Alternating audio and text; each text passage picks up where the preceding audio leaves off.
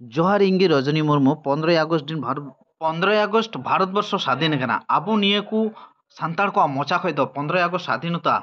रड़ दो अड़ी बांग ठीक गे बुझाग कना निये को दो दिकु पुसी झनुम झंटी को कथा रड़ लेखाय बुझा 15 আগস্ট दिन स्वाधीनता खना 1947 साल खय 2025 अब्दिते जेटा रिचार्ज करते नेलोग कना आबुआ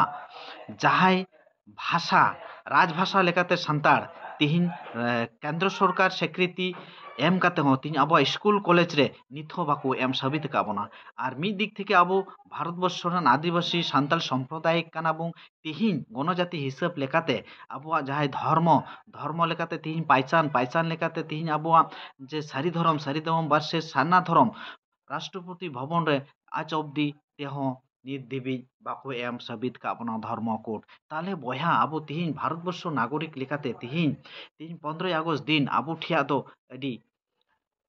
बांग ठीक दिन कना से ठीक दिन कना निया को विषयते आबो जहाय राजनीति नेता गोटे शिक्षित मानमी गोटे मेल फेमेल जेनारेशन यांग मैन गोटे नेहरा अरदास दहयदा ने 15 আগস্ট दिन दो आबोआ दिन दो बांग काना बया ओनाते मेना जहाय आबो सानताड़ को निया को दिन दो आबो आदो अडी दुखजनक दिन काना।